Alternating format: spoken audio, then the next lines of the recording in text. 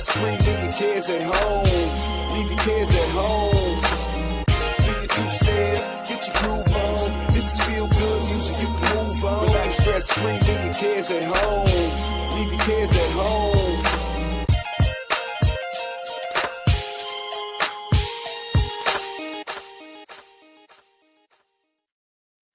What's up? Tuesday.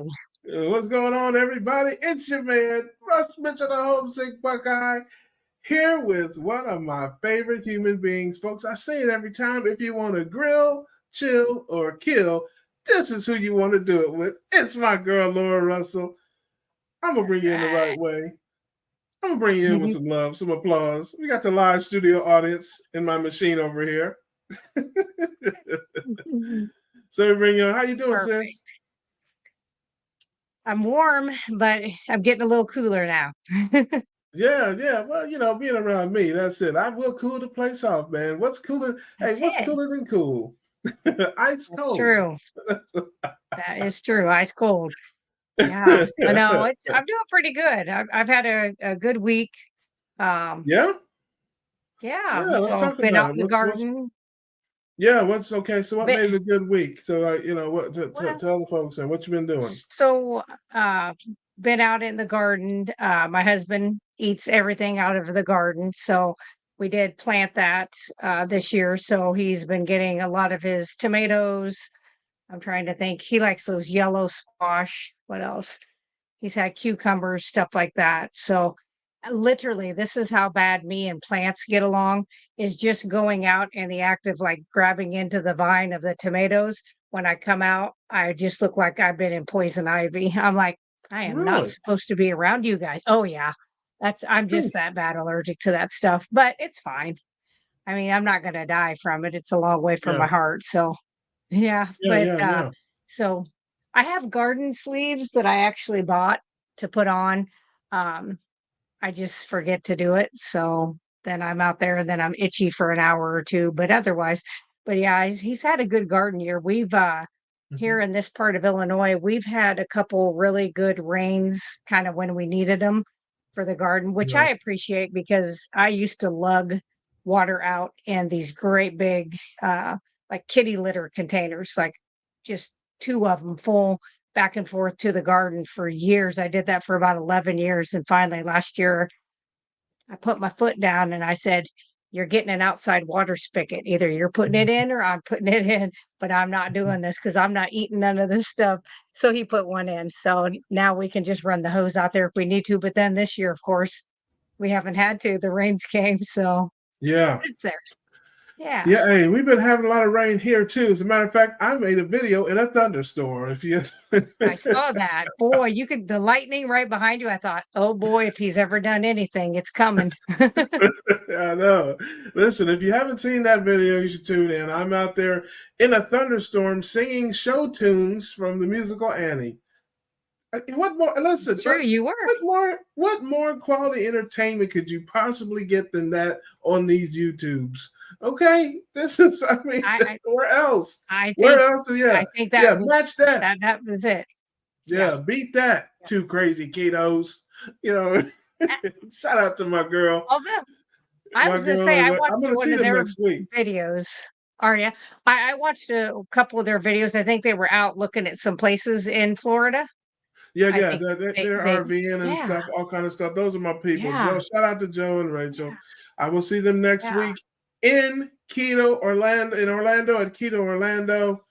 So we're gonna definitely get some footage from them. They're always real gracious and all that kind of stuff. So it's cool to see them and everybody else. See folks are streaming, popping in the room here. I see Doc V is in the building. I saw Doc Vasquez on Carrie's stream the other day. Doc V is doing his thing. He will also be in Orlando at Keto Orlando. Our man Bruce is here. He survived a hurricane. He knows a little bit about some storms. So he's down there, I think, in South Louisiana or Texas somewhere where in Hurricane Alley there. So good to see you, brother. And no, Not a redhead. I'm a brown head here. That's really I'm a bald head. That's by choice. This is clean. This is I was gonna say by choice. yes, this is about half an hour's worth of growth here that you see right in the last 30 minutes. That's what you It's get. 8 o'clock shadow. Yeah. Apex Odyssey. Appreciate you. Good to see you. Simpson is here.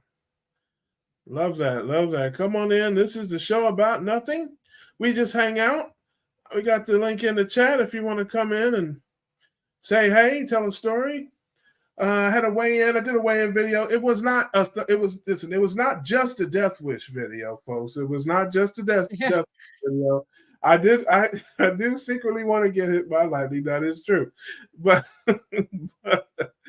but that's not why I was doing. I did have a weigh-in. Weighed in at the same. I was 490 last time, 490 this time. Hey, listen, I've been eating clean. I don't really know. And we go through this every month when I do my videos. I'm like, what are you gonna do? It's one of those things, just eat clean, trust the process, and I feel, all that kind of stuff. But it's one of those things. So, what are you gonna do? What's happening? Well, and I think a lot of people go with this lifestyle expecting a lot of weight loss. Whether you have a lot of weight to lose or not, you lose some of that inflammation in the beginning. And even though you didn't have sicknesses actually coming on, doesn't mean you didn't have some damage in there. It just hadn't presented itself yet. So I think there's times where you'll have that. I had several months, 8 months straight, where I mean, I didn't go up a pound, I didn't lose a pound, but I really was doing, I think, the healing on the inside. So, and that's more important. I don't think and so. Your My blood work sister Ron is is. Oh, I'm sorry. I your didn't blood mean work to is interrupt perfect. you. Yes. My sister Rhonda's in the building, coming in from North Carolina. Good to see you, sis. She's doing that keto thing too. Although she's got me drinking beer, family. She got me drinking beer. I hadn't had a beer in probably 10 years. I drank a couple of beers with her, and I haven't stopped. I'm still, I drink about a beer a week. It's light. It's a Michelob Ultra. It's like 2.6 carbs. So I got her to thank for that. We got Lisa Rich checking in from Idaho, the land of my former love, the potato. Nice for you to be. I made sweet love to many a potato in my life. Oh, my man, I started talking about cool. What's cooler than cool? And then guess who pops in my live stream? It is my man from college, Donovan Fordham. Now listen, let me tell you something. If you look up cool brother in the dictionary, there'd be a picture of him. I mean, this dude was ice cold. He used to act like he liked me. He used to act like we was cool. See, because I had a car. See, I was one of the few dudes back in the day. I was kind of a privileged character. I had a car. And my man D and then some other people, they'd be like, hey, I need a ride. So they acted like, because I was kind of a square dude. But I loved to hang around Donovan. I loved to hang around him and his boys because they had all the girls. I'm telling you, it was like, man, he was Chris Brown before Chris Brown. He was Usher before Usher. This brother right here, man, and I would hang around. And he was a cool sister. Now, his sister really liked me. She passed away, but she was really cool with me. Danielle, now she was, but them other guys, they're like, look, we don't know when we're gonna need a ride, so we're gonna get this square dude. We're gonna rock with him. I do not have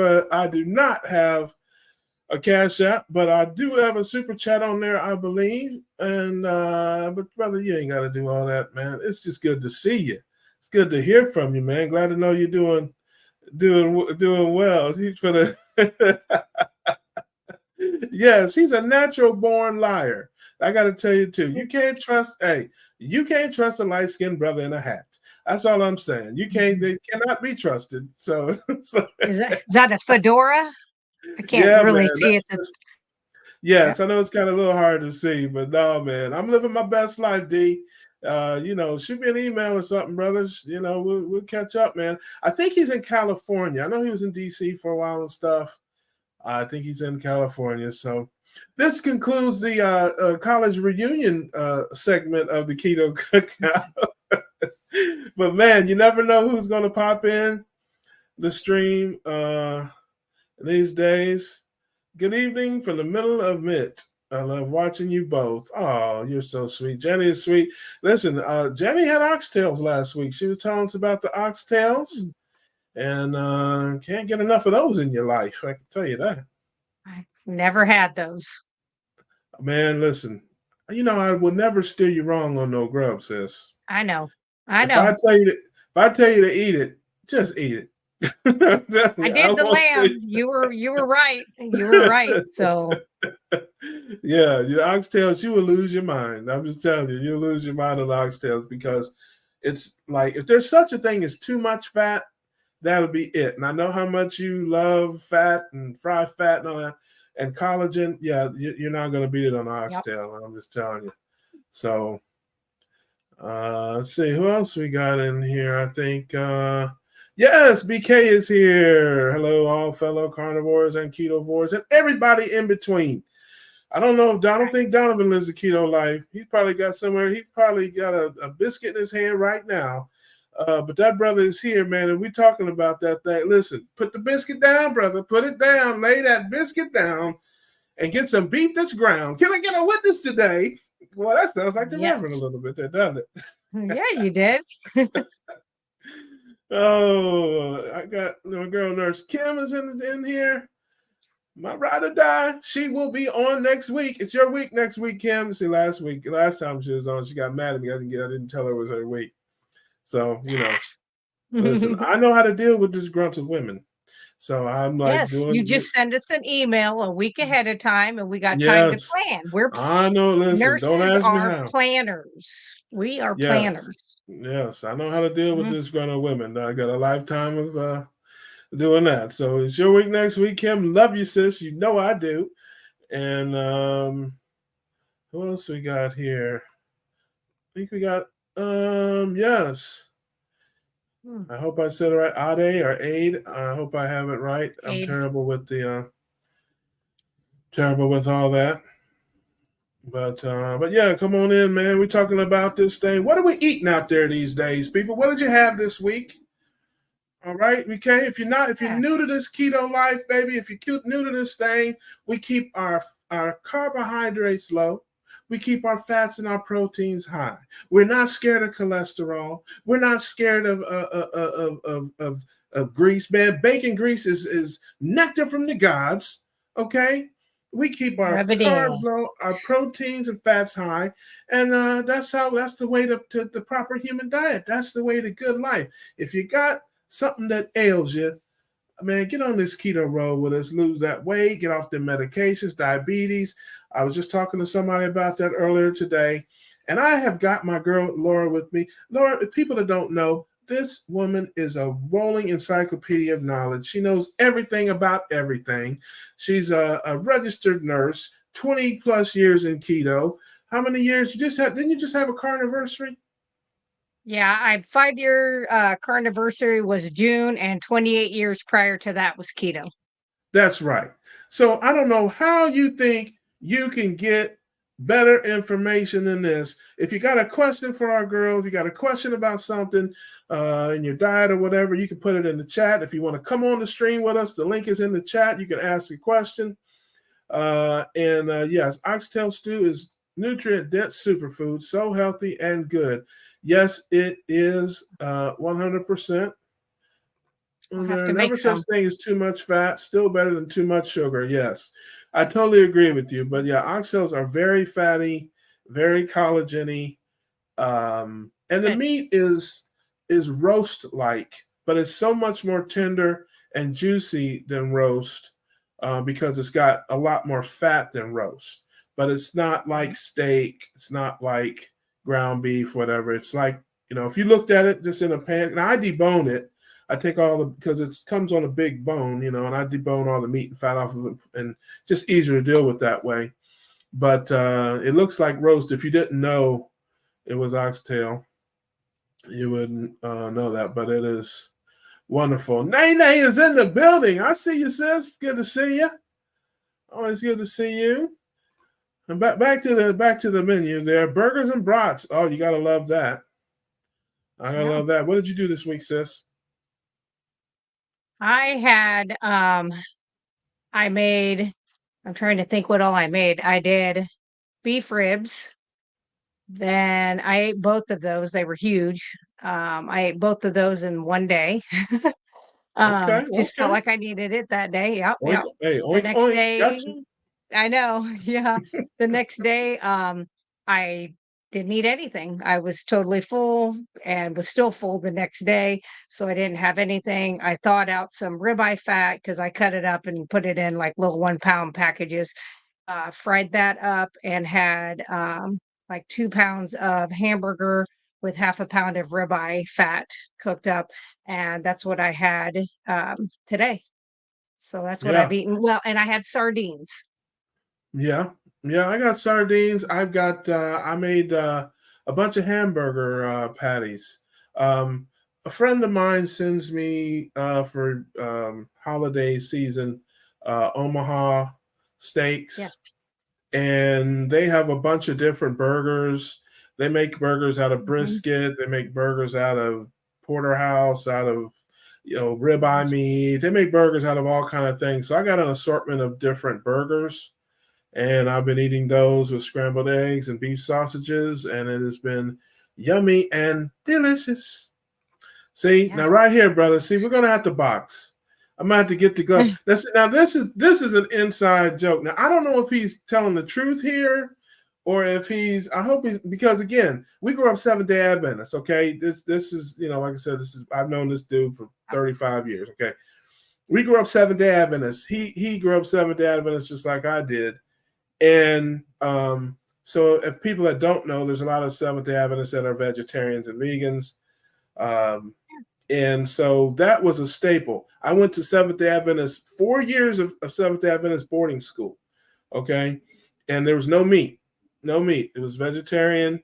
We would sneak meat on campus and stuff all the time. We had to hook up with the pizza guy. He would deliver pizzas to the back of the dorm, sneak them in the first floor window with meat on them. Because if you ordered pizza and it came in the front door, the dean would inspect it. So the dean would be there, and you have to show it to him, make sure there was no meat or anything on it, nothing objectionable. So we hooked it up, had to hook up with the delivery guy, and when we'd call and tell him, he would deliver it to the back of the dorm on the first floor window, and then we'd have the whole place smelling like pepperoni. But but the evidence was gone by the time the dean came down. So yeah, but Special K loaf was a staple in the SDA Advent, in the dorms, in the cafeteria. It's like and I have to say, okay, I know now that it was super high carb and all that. It's made with literal Special K, and they season it and they mix it with vegetarian meats and different things, and it's actually delicious. I can't tell you that it's not, but it's just all a big gluten carbohydrate bomb. That's basically what it is. But yeah, it's a staple. Throw some veggie gravy and stuff on there, and man, listen, I cannot tell you it wasn't good, but it certainly wasn't good for you. So yeah, he may not be kidding about that. BK is I'm on ground beef, pork, eggs, dried sausage, and cheese, and intermittent fasting. Love that. Can't get enough ground beef. Got a lot of ground beef in my life. What else we got? Yeah, oxtail is hard for me to find in my town. My Costco doesn't sell them, so I find them in Soup Day. I think brisket is more fatty than oxtail.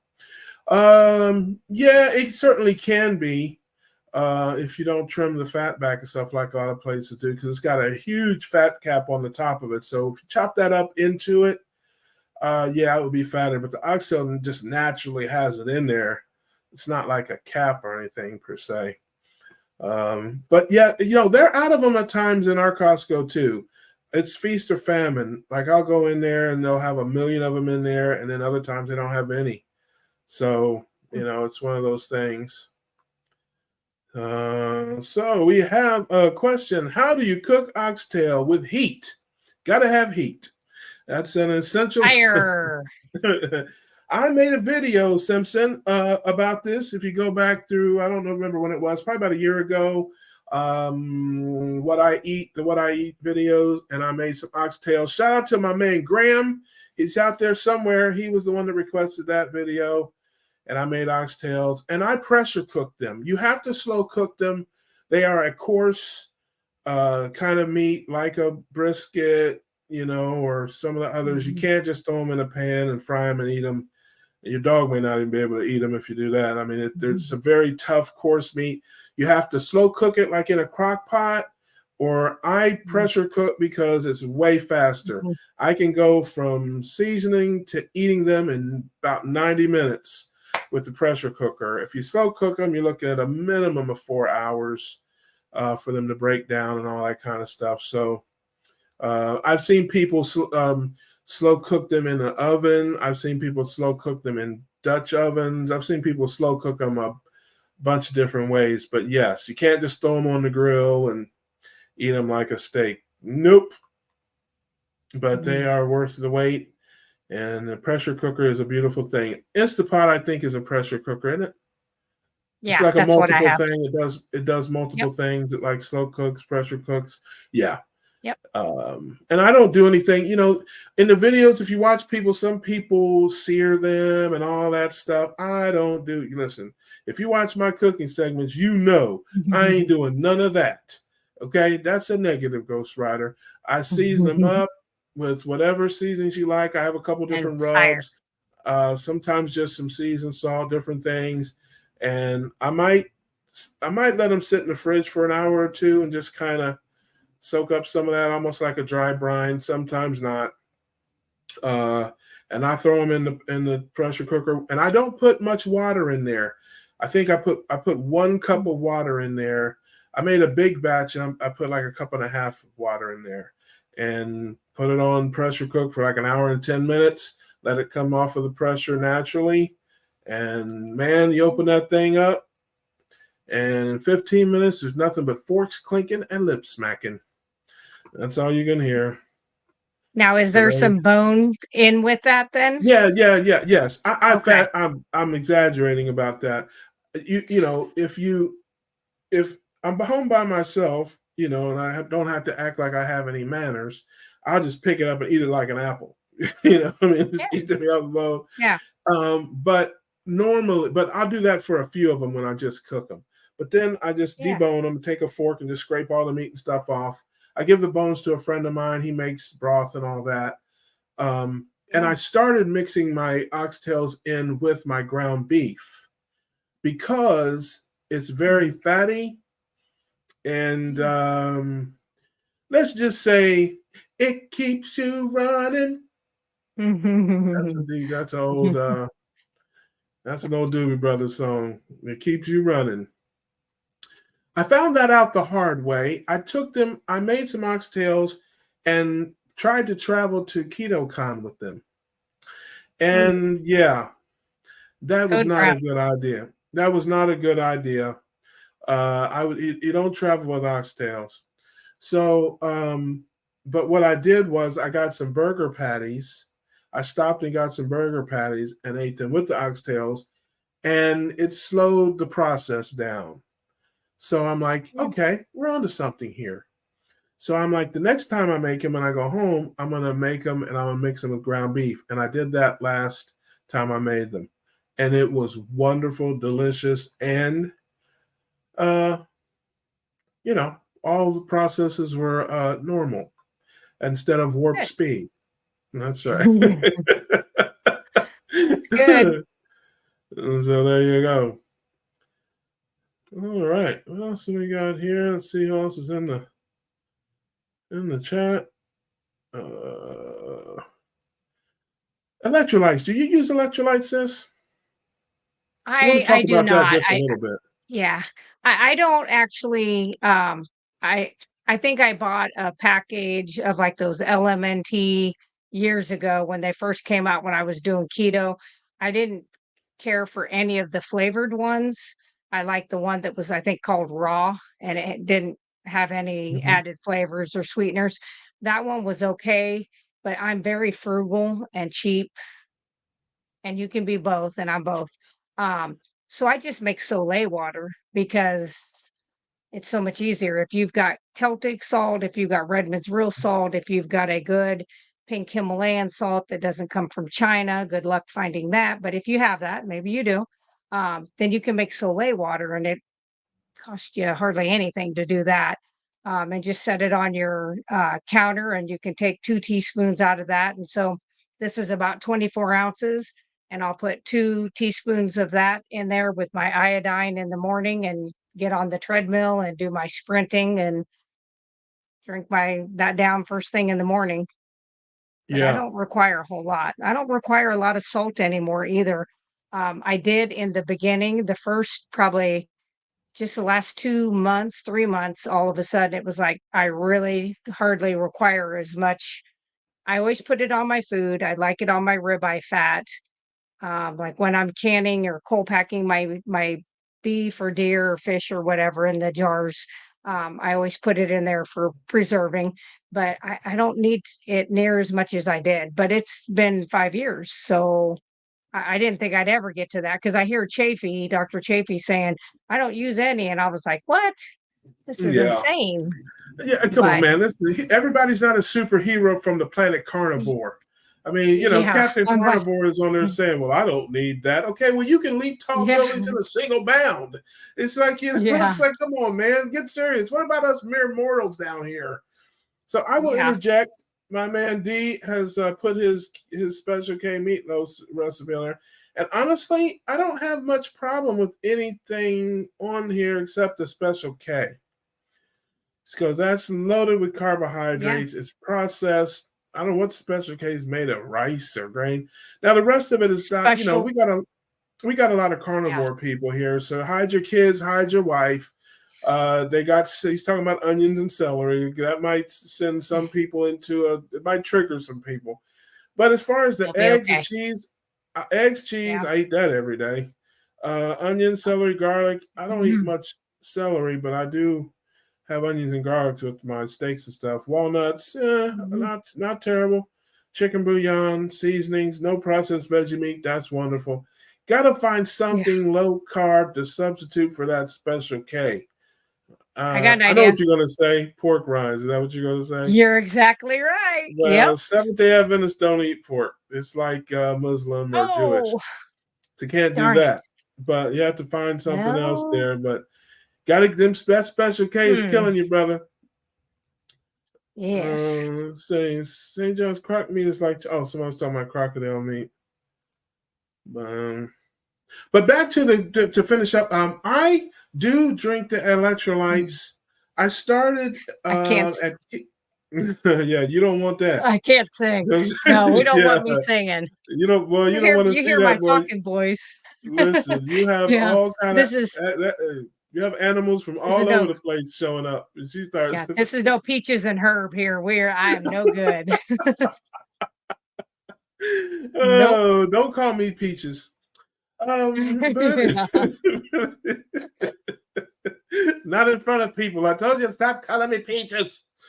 Quit it. No, I was saying I started taking the electrolytes in October of last year.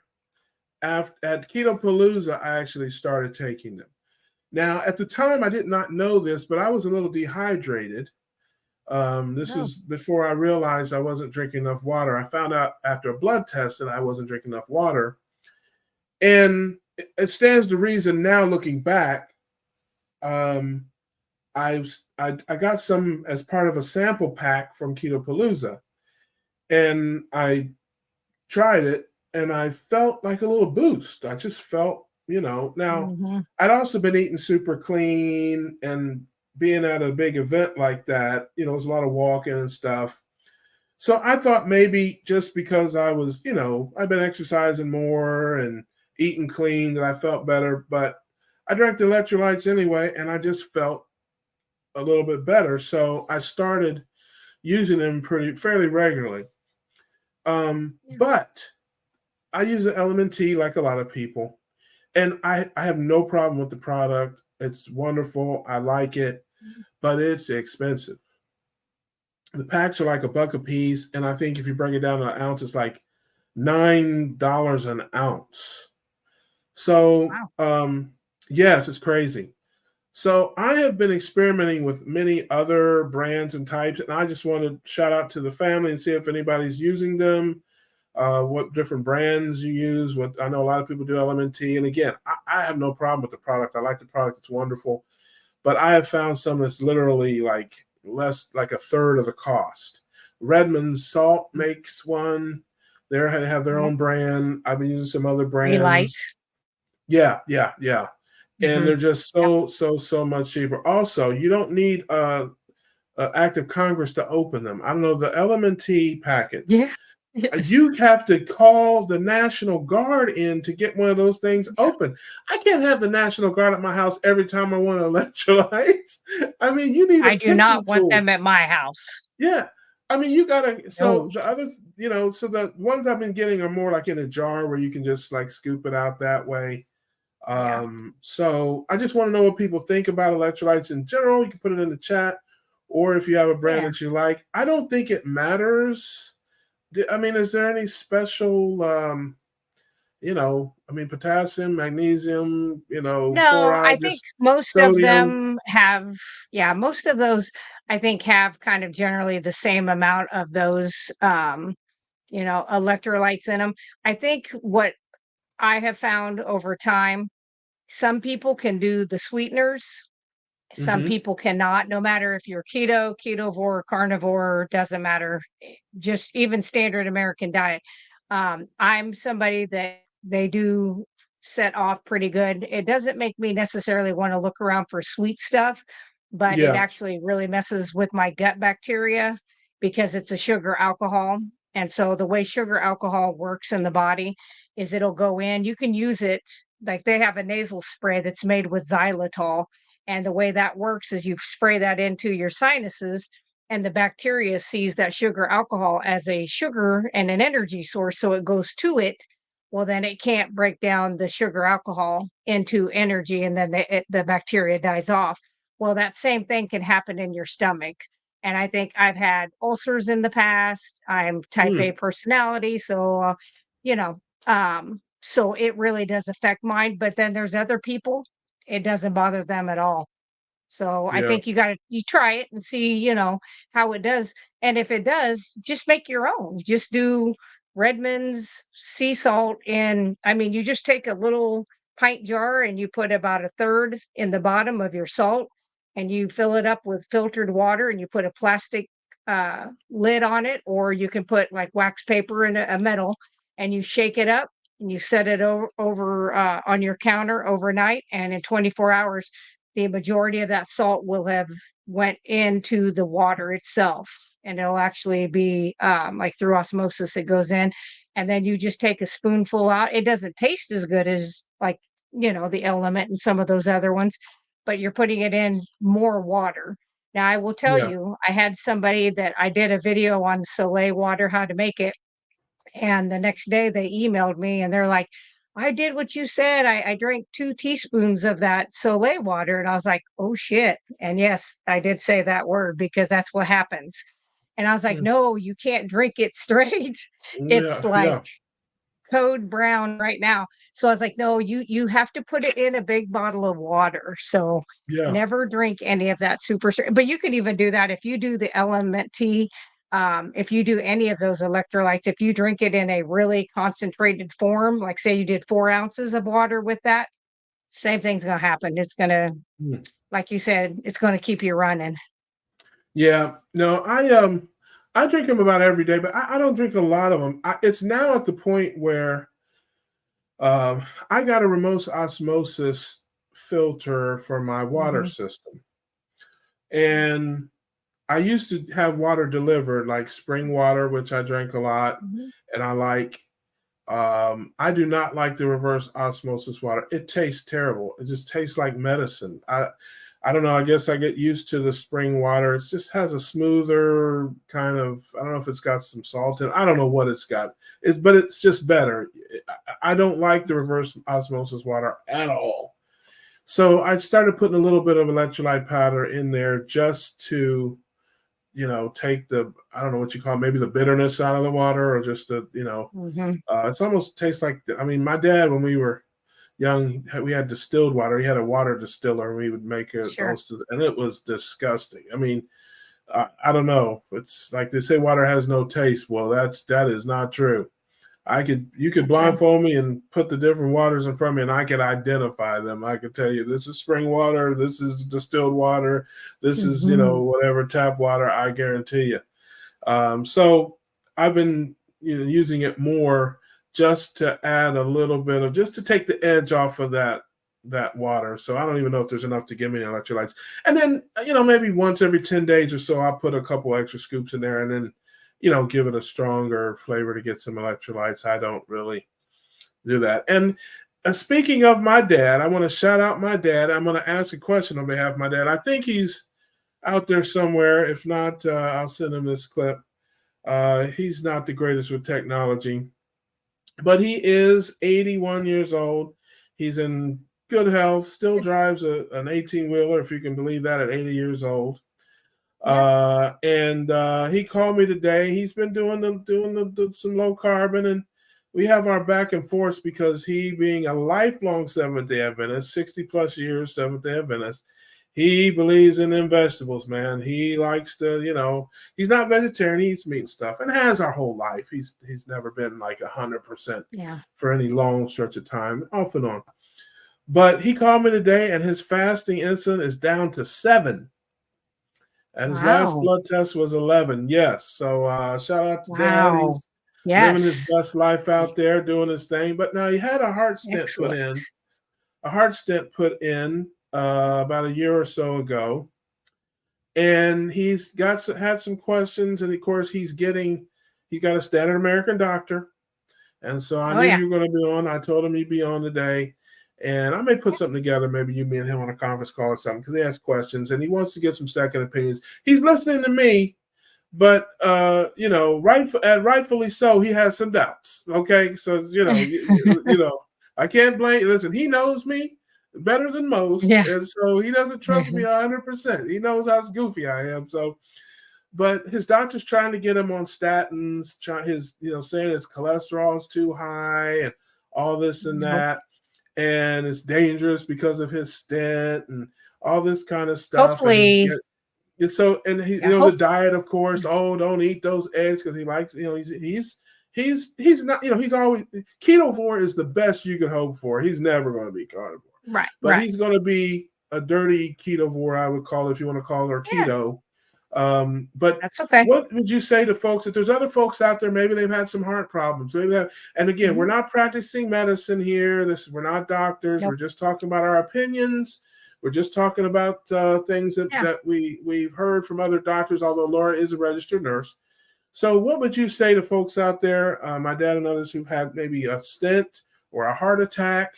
So they're naturally fearful, and these doctors are telling them to get off of the fatty meats, get on these drugs and all that. What do you think?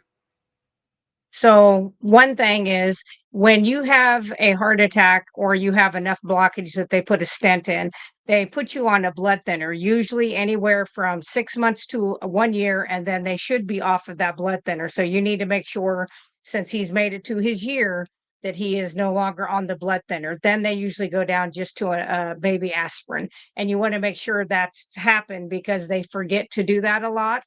And then if they have any history of falling, if they hit their head and they're on a blood thinner, like a Eliquis or Berlenta or Xarelto, very high risk for having a hemorrhagic stroke. So I would do that first. Number 2, in all the years of working in the cardiac cath lab, never did we have somebody come in who was morbidly obese. And I mean that. I mean, the majority, I'd say over 98% of the people who came into the cath lab were what I call skinny fat. They look fine. They might be 5-10 pounds overweight. They my were dad's on not a heavy guy. Yeah, they had been on statins. They had been vegan. They hadn't eaten fat in 30 years. All of these things, they had followed the pyramid, which is a joke, the food pyramid. They had done all of those things, and then they come in and they have all these blockages in their arteries.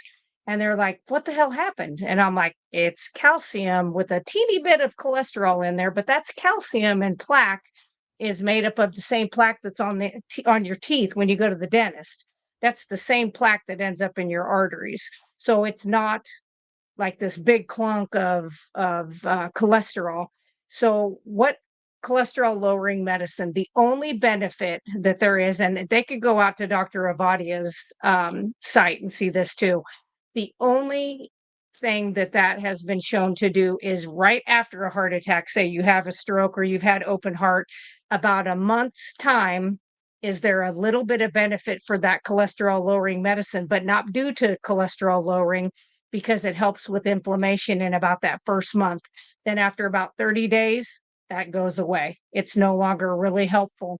The study that was, I believe, the Jupiter study done on that said that taking that statins for 30 years, avoiding animal fats, might, and it said might, which also means might not, win you an extra 3 days compared to those of us that eat meat and fat and don't take a statin.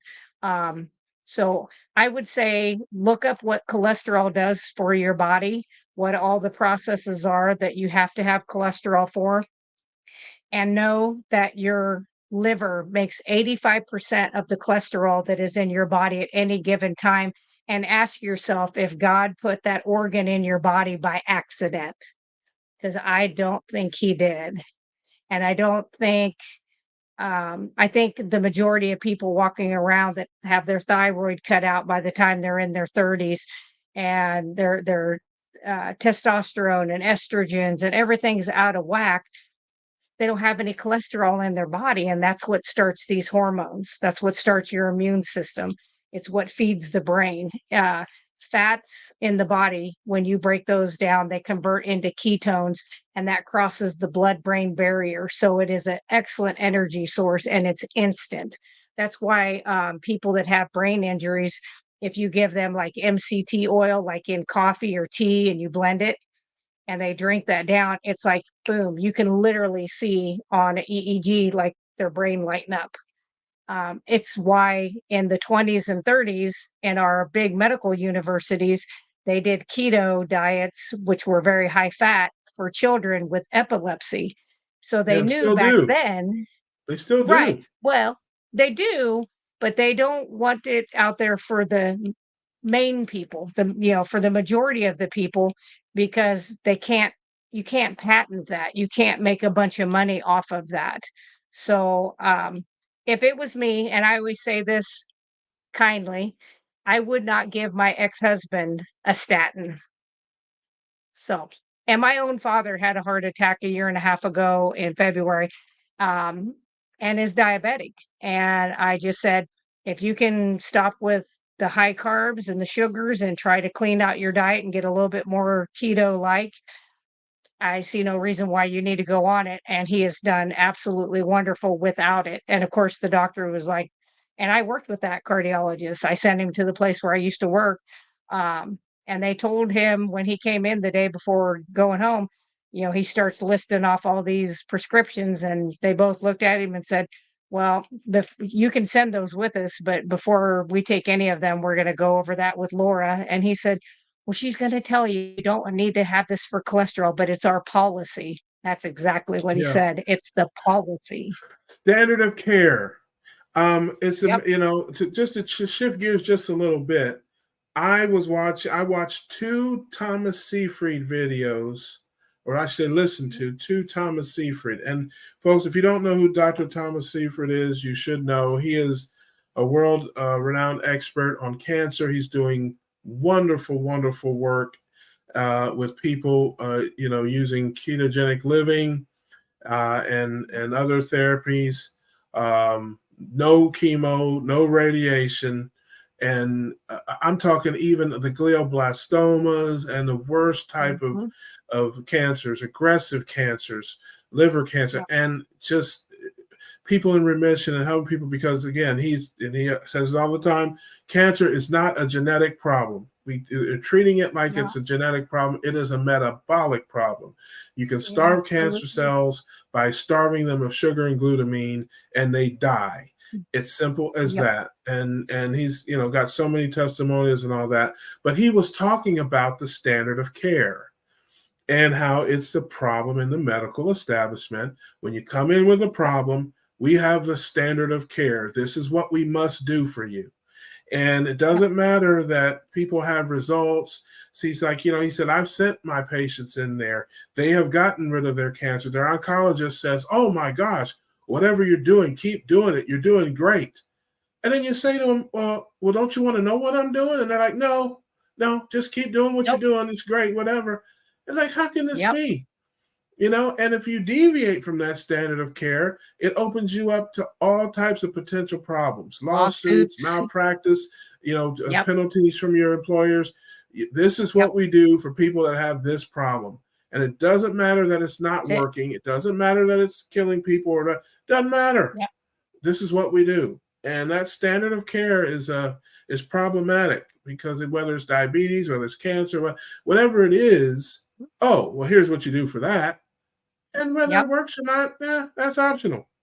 Well, and that's why now when you go to the doctor, like literally, I have done this to my own doctor. I'll do this, and at the end, I'm like, "What color are my eyes?" Because I'm like, "Your ass has been in this computer the whole time." Because what they do is they type in your symptoms, and then it Yeah, spits out a diagnosis, and then and then it says these are the drugs to treat for that. But the problem with the standard of care is that was brought on by our Congress. So people need to understand that is something that was written by Congress, and we all know who they're in bed with. So big pharma. If you don't know that, you know it now.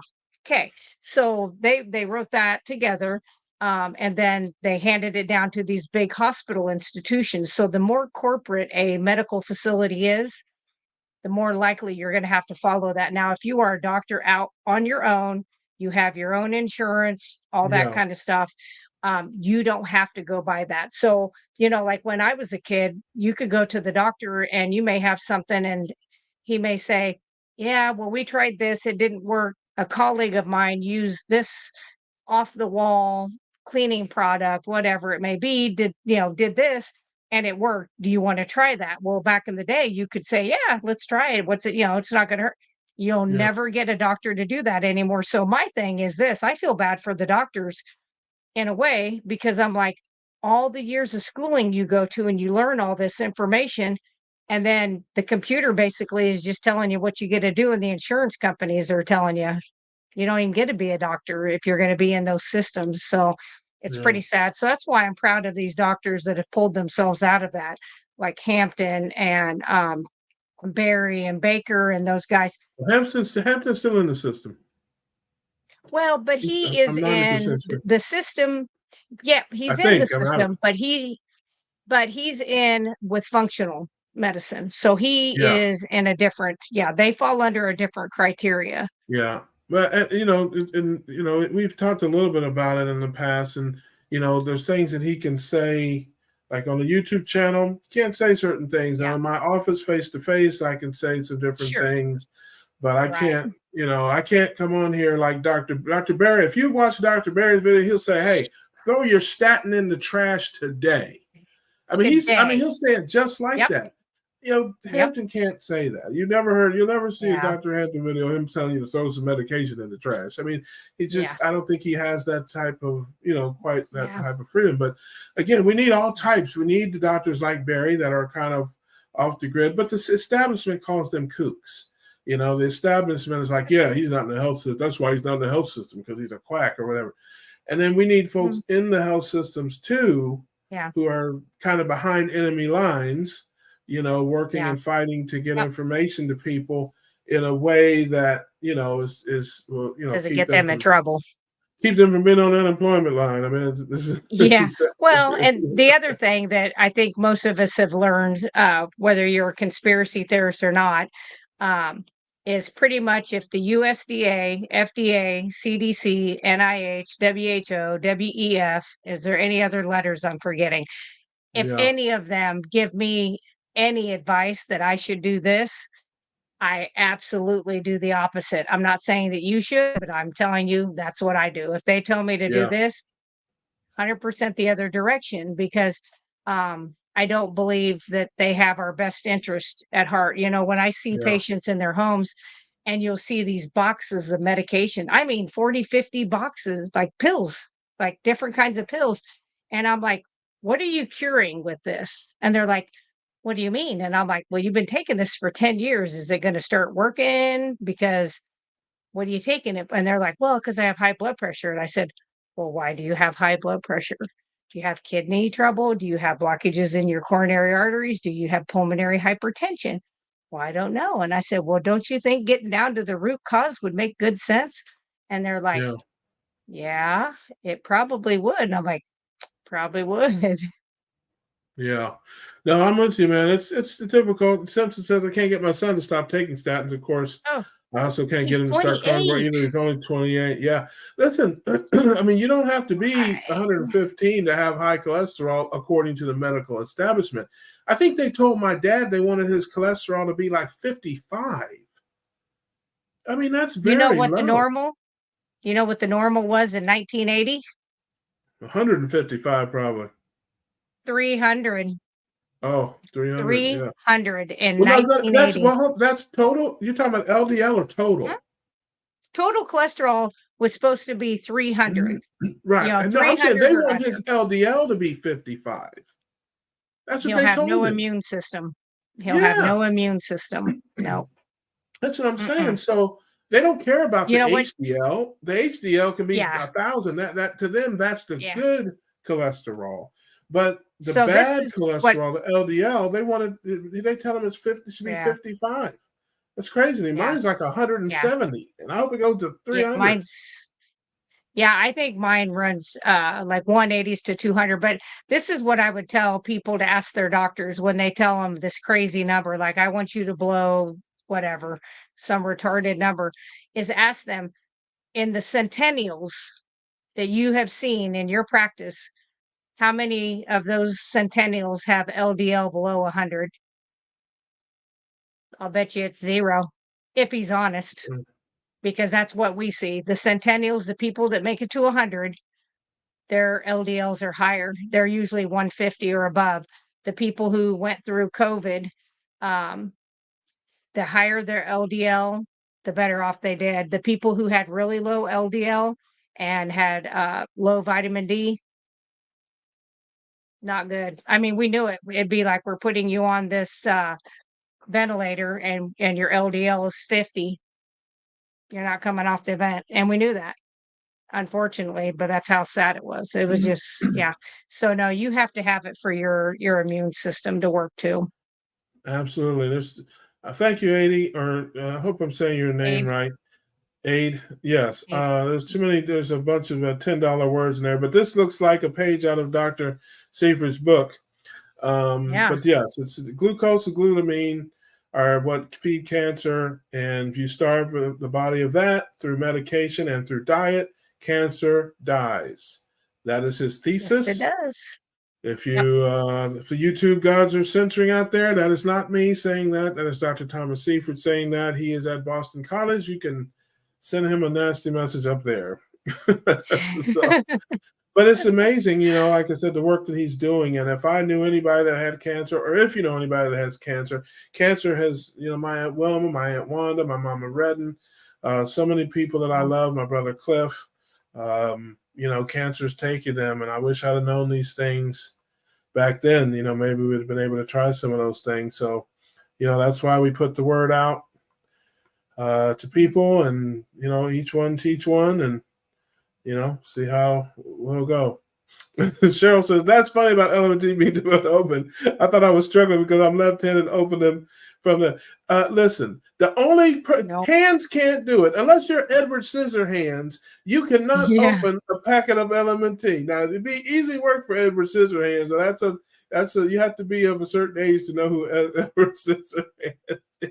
They're giving you a workout too.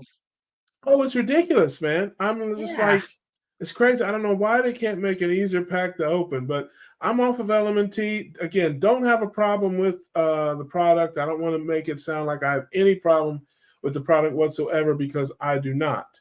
But it's just I've got products that I'm using that are literally a third of the cost and easy to open, and they taste great, and I'm sure they're doing the job. And so I just wonder, like I said, what other people were doing in that vein. What else do we have here? We had a few more comments before about oxtails. Going back a little bit, oxtails always been a winter meal thing, and I cook it on the wood stove for a long, long time until to get that soup broth. Yeah, I eat it just. I don't eat it in any type of soup or any type of broth. I just eat it just like it is. Like I said, I mix it with ground beef now, but I have had it in soups and stews back in the day, but. And before I started this life, I would have it with rice or potatoes. So, that was it. Dead Zergling, good to see you, says, I discovered not to oversupplement potassium the hard way. Gave me bloating and gas, worst bloating gas thing I ever had in my life. Does potassium do that, sis? It can do that. I've heard of heart problems and stuff. They told my dad not to take any potassium after he had his procedures, I think. Yes. Yeah. So potassium can work in several different ways, but it can give you some gas and bloating. That'd be kind of like the most minimal side effect of taking too much potassium. If you really overdo it, you can actually put off your heart rhythm because you have to have sodium, potassium, and magnesium in a really kind of like a battery. Like you need those three for your negative and positive charges for the way the cardiac muscle works. So yeah, you don't want to overdo it. Yep, I use Alston salt, which has all the minerals naturally. Okay, good. Yep, and Doc says 1/4 table salt, 1/8 salt, no salt. I take my magnesium separately. Yeah, that's too much work for me. Yep. I like something that I can travel with, No, I mean, seriously, man, I throw up, I have a little travel bin that I have, and it's got my food warmer, and it's got my I keep packets of sweeteners and things like that, and then it's all ready to go, all in a nice big bag. So I throw some packets of element tea in there, but now I just have the tub. It's about the size of maybe half a jar of mayonnaise or so. It's smaller than that, maybe like an oversized baking powder tub. And I can throw that in there and scoop whatever I want. I can put it in coffee, tea. That's the other thing too. I'm gonna maybe try to do a video on this, but my video game is just so bad right now. I'm not putting out many videos. I saw Dr. Jason Fung, which a lot of people know him and like his work, talking about the benefits of green tea. And I have been drinking green tea for about the last month pretty regularly, and I like it. I just make iced tea. And sometimes I put the electrolytes in to flavor the tea because the electrolytes have, the different flavors, berry flavors, different things. So instead of using like monk fruit extract or whatever, I'll put a scoop of that in there. And so I get benefits of both. But it's a cool, easy to transport, easy to carry. That's a key for me because when I'm out and stuff, or even when I'm home, I'm not going to take the time to pull out 3 ingredients to make an electrolyte drink. Doc V says, when I graduated from medical school, normal cholesterol was 300. Yep. Yeah. And now they want you under one. What did they say the other day? They told a patient of mine they want them under 150. Yeah. Total. That's total cholesterol. Yeah. Well, but they've done that with everything. So if you look at the levels of normal testosterone for somebody in the 80s, 90s, even the early 2000s, it was like a 300 mark.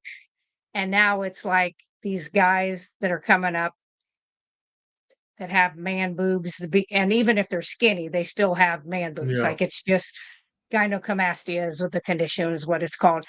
Yeah. And they're very feminine acting. And I'm like, well, what's their testosterone? They're like, well, they're 150. That's normal. And I'm like, oh my God. Well, they've lowered that level. So now that's considered normal. And I'm like, that's not normal. I was like, they couldn't go out and shoot a deer. Like they don't have any tea, these poor kids are a mess. Yeah. So they just mess with the numbers and then you don't fit in their cookie cutter. But if you think about this too, so if you go have your lab work done and you're 16, here's your normal ranges. Well, if you're 99 and you go have your labs done, guess what? Here's those same ranges. Yeah. Like they never do anything with it except the GFR is one that they'll kind of monkey with if you're over 60, if you're of a different, like if you have African or Asian descent, different ethnicities, they change the way the GFR is calculated. But that's the only one they really kind of do age related. The rest of it supposed to be the same whether you're 16 or 99. And I'm like, that's not how the body's going to work. And they do manipulate those numbers too. I heard Dr. Lustig talking about when he was in medical school, or came out of medical school, your AST and ALT numbers were 0 to 25. Yes. Now they're 0 to 40 or 44. And he said that if a patient came in his office with a number in the high 20s or mid to high, he said he was almost certain they had fatty liver. He said, now you come in there with a number in the mid to high 20s, they tell you you're fine. Sure. And so I had a buddy of mine that sent me his blood to take a look at, and his numbers were in the 30s. With the high of 40, the range of 0 to 40. And again, his doctor's telling him he's fine. It's no problem. It's not. I'm like, dude, it ain't fine. I'm like, no. I have my numbers. When I first started, my numbers were 27 and 29. Now they're 13 and 14. You know, which tells me I've reversed fatty liver, because I don't think you can have fatty liver with numbers in the teens. Where are your liver numbers? And I think they are 9 and negative. 10. You're probably using the negative. You're like -3 and -7 is right. I think my last ones were 9 and 10. Okay. So yeah, and they've been that way for a long, long time. I mean, in the very beginning, they were very high. They were in the high 30s. But most kids now, they said that they have done some studies on children 10 to 12 years of age, and the average 10 to 12-year-old walking around has fatty liver disease, which used to show up in alcoholics. Yeah, and it's absolutely it's because from the time they're off mother's milk, they're eating Pop-Tarts and Fruit Loops and fruit liquid juice sugar. And, all that stuff. BK says I throw the statin in the trash the same day I got them. Also, metformin, the sugar pills. The last medicine I took was for an infection on my hip muscle. Not longer than 12 days. It was needed. Pain is gone. Yeah. Oh yeah. Sometimes you do have to use modern medicine for things like that. I have a couple diabetics that they wanted to put them on those injections like the Ozempic and Wegovy or Mounjaro. And they had read some of the side effects and they're like, I don't want to do that. And I said, okay. And they said, but we don't want to take the metformin. They were having some negative side effects. And I just said, here's a couple doctors, Dr. Berg, and I believe the other one it might have been Dr. Berry, but Dr. Berg's the one that I sent them. And there's a Chinese medicine that's called berberine. And I said, just look into berberine. And so they started doing that, which is just more of a holistic thing that they did twice a day. And their blood sugar is stabilized, everything's stabilized. And they're like, I feel better. Their fasting insulin went down, all that stuff. And it was something natural that they could do. But, they wanted them to keep taking a pill. And then a $1,500 to $2,000 a month shot that's going to shut down your stomach and your small intestine. That's what these GLP-1s do. They're horrible. Yeah. Oh yeah. I feel bad for anybody taking those. I did a video on those probably 7-8 months ago, just because of reading the studies on them. And the studies were short term, and I mean short term. And they showed in those short term studies that these mice, that it was shutting down their stomachs. They were having what's called gastroparesis, which is paralysis of the stomach, which some diabetics kind of get anyway. And that it was shutting down this part of the small intestine where the enzymatic stuff happens. And sometimes it don't come back, even when they stop the medicine. But boy, FDA approved it and threw it out on the market, and those big investors are And it's crazy to me too, because seems like every week they come out with some new thing that is good for it. All the things that we already know lowering blood sugar and insulin are good for. So they're like, oh, this is good for kidneys, and oh, this might help with dementia, and oh, this is helping with blood pressure. It's like, yeah, we know this. When you lower your blood sugar and lower your insulin, it's whole body wellness. It affects everything. I'm telling you, you wait. I'm going to give it about another 6 months to a year, and they're going to come out and say, we found these GLP drugs are helping people with their mental health. People are getting bipolar and anxiety and depression. And you wait. I mean, that's the next thing. These things they think that people are looking at them like they're magical drugs. No, all they're doing is getting people into ketosis, which we have been telling people forever. Get to ketosis. It will change your life. It's your body's natural state. It's the state you're supposed to be in all the time. If you stay in ketosis or get to ketosis and stay there most of the time, you will have tremendous health benefits. I was at Low Carb USA in Boca last year, and I listened to many doctors, because that event is kind of medical professional heavy. It's not really I didn't know what it was, but I'm glad I went, because it's very interesting to listen to doctors talk to other doctors about these things. But they were talking about prescribing it to their patients and the side effects and all the problems that people are having, losing muscle mass and bone density, not to mention the other side effects. And people aren't eating, and they feel lethargic, and then they want to come in and get a B12 shot because they have no energy. And it's just like a circle, just a cycle, when, again, people can do it for themselves. What people don't realize is this is not a medicine. It's actually a hormone.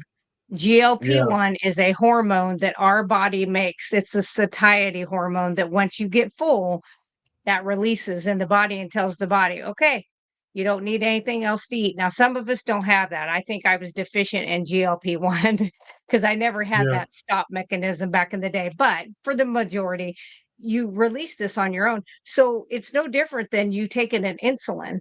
Literally, you are putting a hormone into your body, and it's so underregulated. Like, you can go out on TV, they have these commercials where you can just go online with this doctor, or maybe it's a doctor, and you can get it sent right to your house. And I'm like, what is happening? And then when you see these people that have these side effects, I work with some young girls, and I warned them. I'm like, quit eating the freaking Snickers every day, the Snickers ice cream bars, they'd have, and they're doing their shot. And I'm like, oh, hello. I'm like, you can't out medicate, outrun what you're eating. You have to change what you're eating. But they think it's the easy way out because that's what the doctor told them. They're like, we'll get your hemoglobin A1C down low. And I said, that's fine. Once it gets down there, your insurance is going to quit paying for you to have this medication because there's no medical diagnosis for you to take it. And then you're going to rebound because you've lost all this muscle and all this bone mass.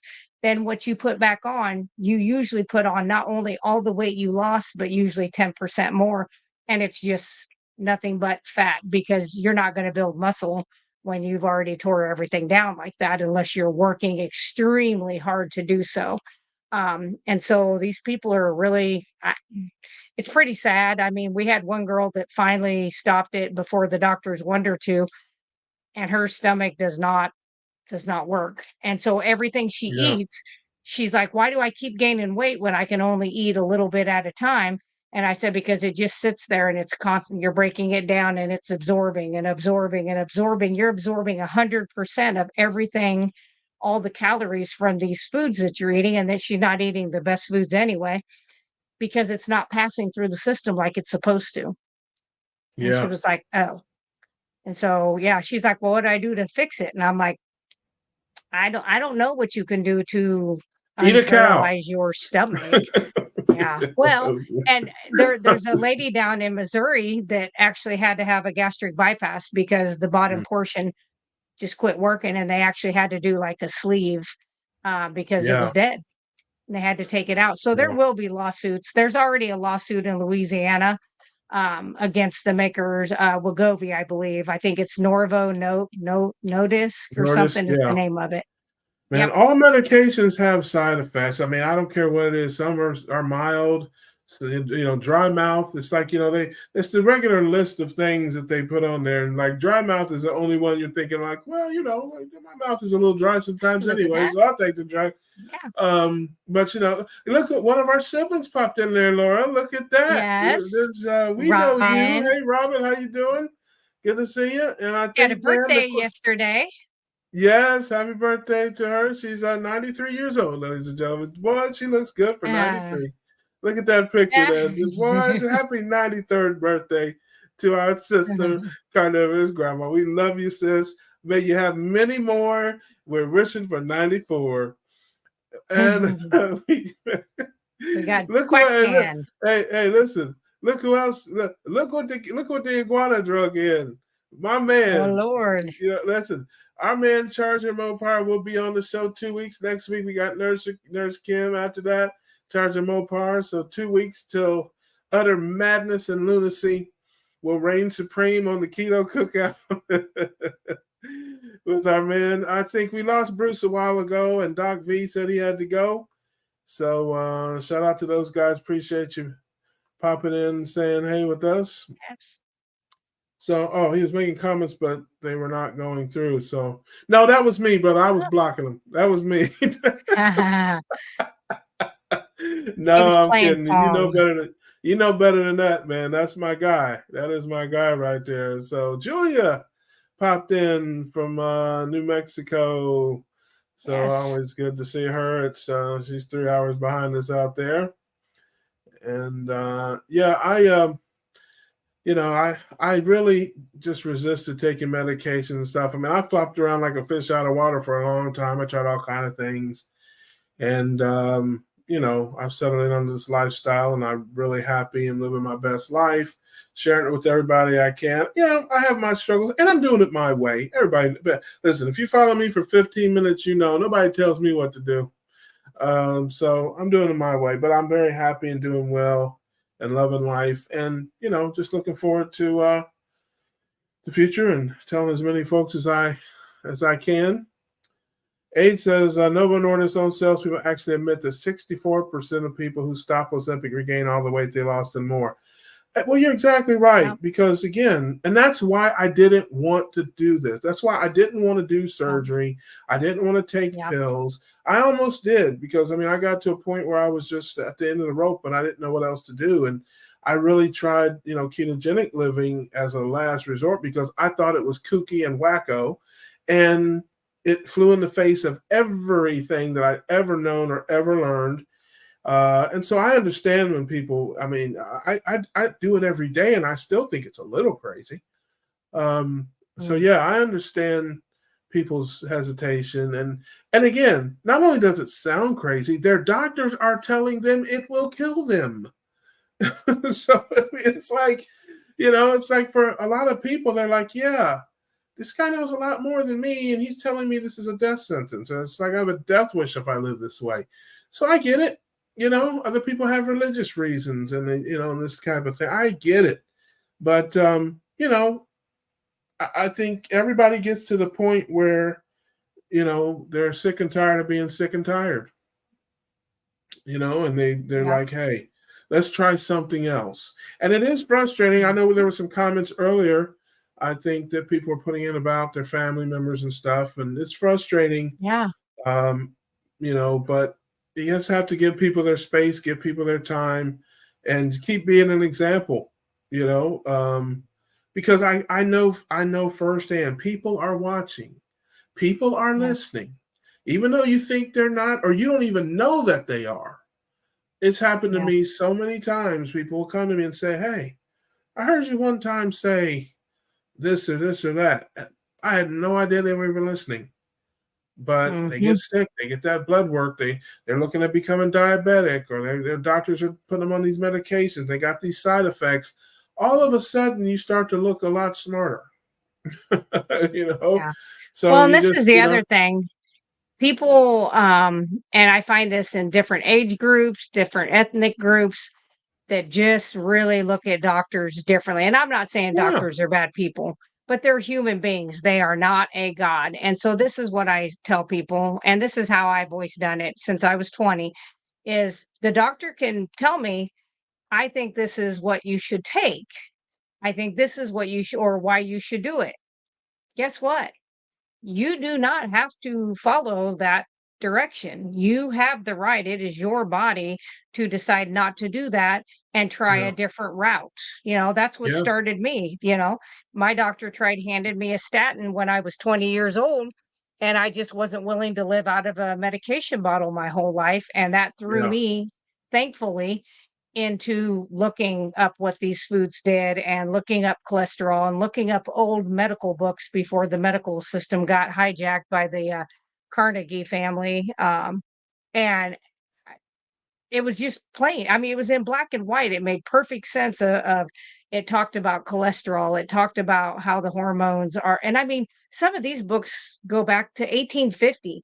They talked Oh about yeah. cardiac arrest. I think there had been 2 reported, and they did autopsies all the time. Everybody's like, well, they didn't do autopsies. They didn't know what they were looking for. Yes, they did. Yes, they did. I mean, they did it in ancient times. Obviously, we did it 100 years ago, but they did know all this stuff. And so the more I read that, I just thought, I'm just going to do it natural. And it Yeah. was keto, but it was like whole single ingredient foods that I Yeah. grow, that I know what goes into them. That is how I did my keto, for 26 out of the 28 years. Um, and I don't know. I mean, maybe if I would have never done any of those keto treats, that would have been enough. I don't know. I just know that those threw me way off. And the only way I have found fixing that was doing carnivore, and then I do lion just because I have intolerances to about everything that can breathe and walk. So that's what I do. But you have to do Yeah. whatever makes you feel good. If you can have broccoli, eat broccoli. I always say, if you can Yeah. handle it, go for it. But if you're not Yeah. feeling your best and you're trying to hone down on what to do, I say do elimination diets and see what works for you, because we're all Yeah. different. Absolutely. Julia says, Homesick Buck, I'm so glad you didn't drink the Kool-Aid and do bypass surgery.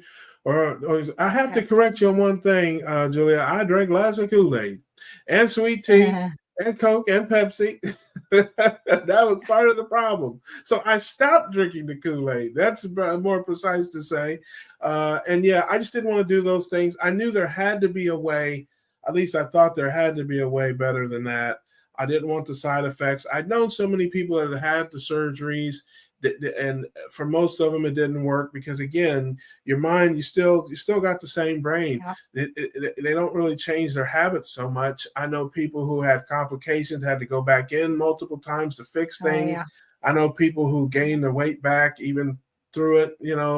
I just didn't want to go that route. And well, like I said, I'm taking the slow and steady route. But I like it. I'm doing well. And it's important to me to do something I can sustain. That's the key to it. Something that's not, Yeah. I'm not white knuckling my way through it. I'm not stressed out. I'm not, worried about anything. I'm not struggling. It's not painful. It's just a simple, easy lifestyle. And I know I can do it for the rest of my life. And that's, to me is the key, and that's the way I take it. Simpson says, I started carnivore last year on April 1st, which I thought was appropriate since it was April Fool's Day. And it seemed like a good day to start this silly diet. The heart attack diet. Shout out to my man, Rick, man. We're trying to give ourselves heart attacks every day, eating all the every day. hands on. It is not working for me. I'm not. Me I'm losing either. weight. They're great. Yeah. It's funny because I was talking to somebody a couple weeks ago. I was like, I could have a heart attack. I mean, if you look at my numbers, my ratios, like my triglyceride to HDL, it is still high. I mean, I can't undo 50 years of abuse in a year. I mean, so I'm still, I still have plenty of weight to lose. I still have triglycerides and things that are high, and I still have elevated risks, but the risks are coming down, down, down. Every blood test is better than the last. I certainly am feeling better and all that kind of stuff. So, maybe, I'll get out of the woods one day. But if I had a heart attack tomorrow, I couldn't say, this carnivore diet. It's like, come on, man. I abused myself. I mean, I ate like I said, 500 to 1,000 carbs a day for 30 years, plus 30 more Yep. or more years. So if I Yeah. have a problem, it's because of what I was doing, not because of what I am Mhm. doing. But hopefully, you knock on wood, you know, Yeah. we'll be all right. You know, we keep rocking. Yeah. But yes, Well, I think the it more is. cholesterol that you get into the body, that helps you Yeah, heal anyway. So I'm not worried. I've had people whose cholesterol was really high, triglycerides were really high, blood sugar's high. And they're like, yeah, but my doctor says not to, says I could do keto once I got to this position, some point, some weight. And I was like, that's stupid. You're going to get to that yeah, much quicker if you do keto. And then if you want to convert and go even deeper and do yeah, carnivore, ketovore, yeah, whatever it may be, but the sooner you turn it around, the better off you are. I said, that's like telling a person instead of having an 8 ball of cocaine, they get half a gram, no, you can't yeah, just get it, bite the bullet and be done. yeah. Yeah, no, another thing too. I mean, BK says first time I heard about keto, I thought it was another fake diet like the others I tried. I started anyway. I'm a different person than 2 years ago. Not 100% healed, but most Yep. problems are gone. Yeah, and I'll tell you Yeah. something. People slide back and forth. When I first started, I mean, I'm really mostly carnivore now. I'm not against vegetables. I don't, subscribe to this whole they're trying to kill you and all that stuff. I'm not one of those folks. But I realize I don't really need them that much. I like them. I eat them here and there. I was thinking about it. I had some broccoli in March. So I mean, it's like Yeah. um, but I thought, once upon a time, I thought I needed them. Like, man, you gotta eat this Yeah. stuff or you're not gonna make it. Now I know that's really not the case, so I get little bits here and there, and I don't seem to have any problems. But I didn't start there. I say, a carnivore diet is kind of like jail. It's not a place that you plan on going. You just kind of end up there. So it's like for a lot of us, that's what it is. I never planned on that, but it's just kind of how it worked out. So yeah, and don't be afraid, to slide back and forth. If it Right. gets to the point where you're struggling, man, have a salad. I mean, don't try to torture yourself. Eat things that you feel good eating, even if they're not meat and water. I mean, I understand. I can't eat meat and water the rest of my life. That ain't going to work.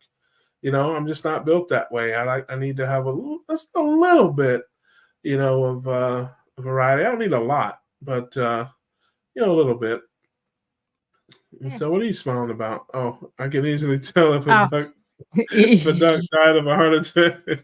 yeah. Yeah, It died his of a heart choice. attack trying to run from him. Yeah, yeah, his choice is by guillotine. That's how he prefers his ducks to die.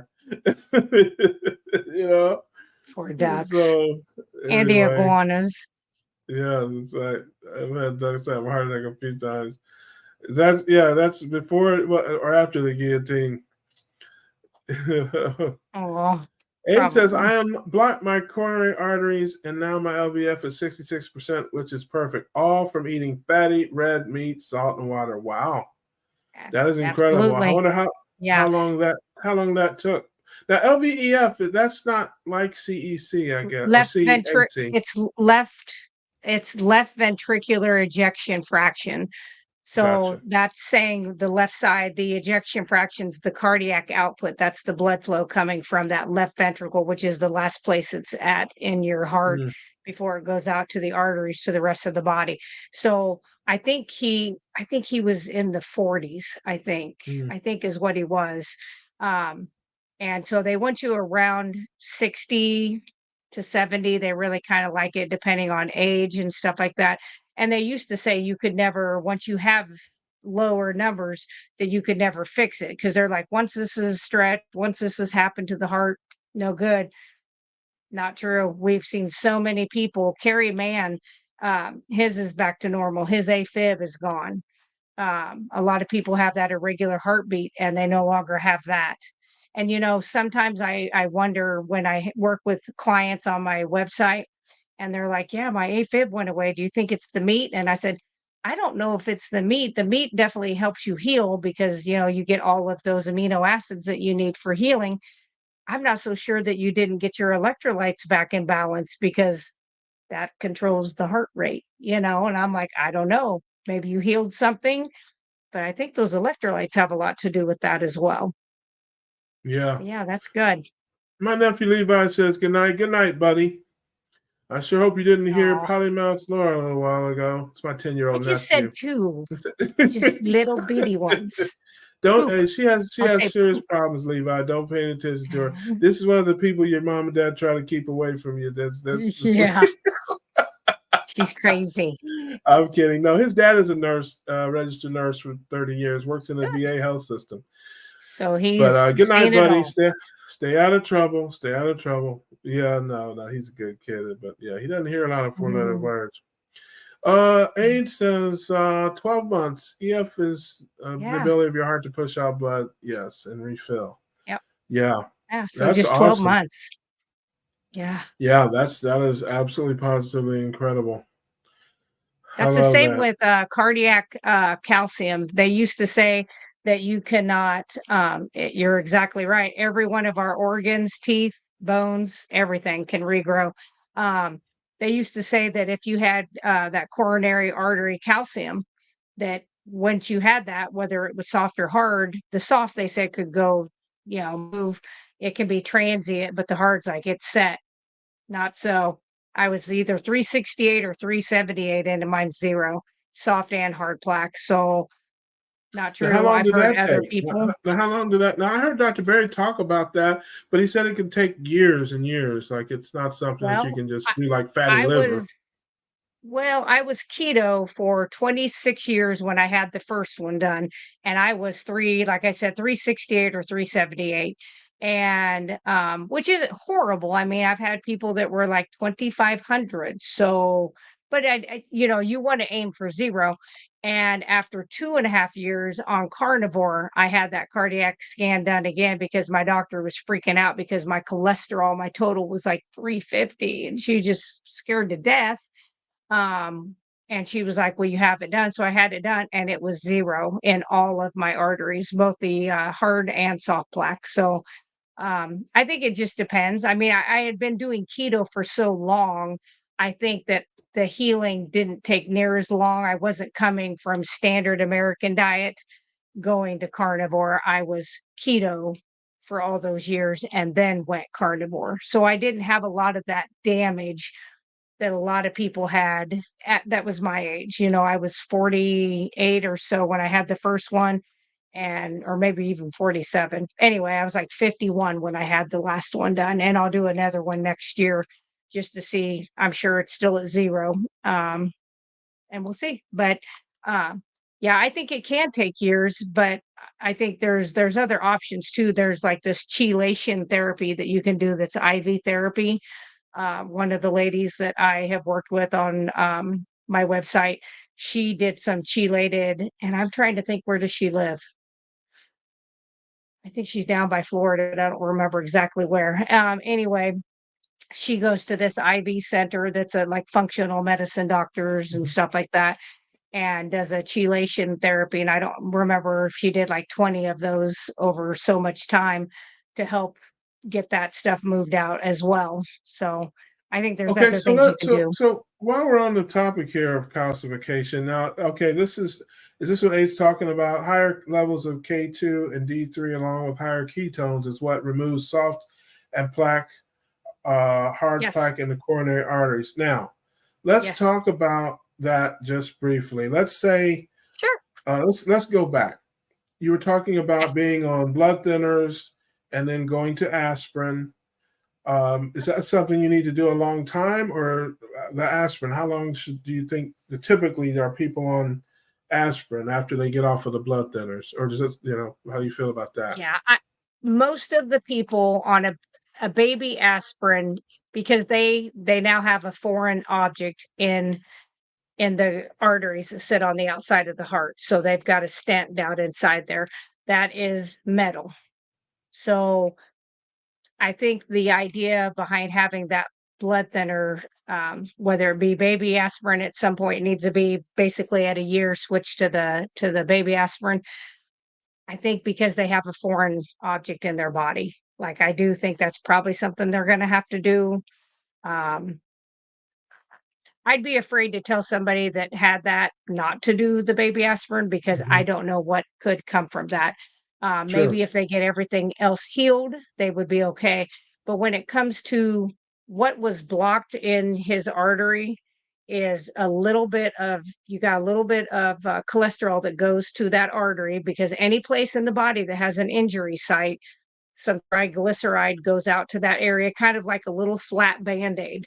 And that's supposed to bring the immune system in and help fix that. But if you keep having re-injury to that same blood vessel or wherever is in the body, then those cells start to turn into more what they call osteocytes, which are bone cells. And that's when it starts bringing in these calcium and magnesium and manganese and all of those. Like I said, the same thing your dentist scrapes off your teeth.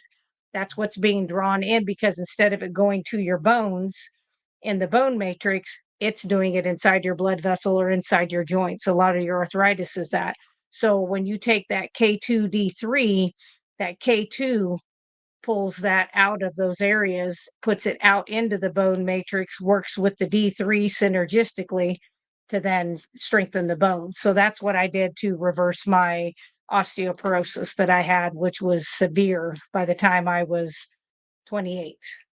And I reversed it. And I'm 53, and every time I've went, they're like, "You can come back if you fall and break something." But when I tell them what I did to do it, I'm like, "Do you wanna know how I improved it?" Because literally from one year to the next, I went from severe osteopenic to absolutely top of the register, don't come back unless you break a bone in about 15 months.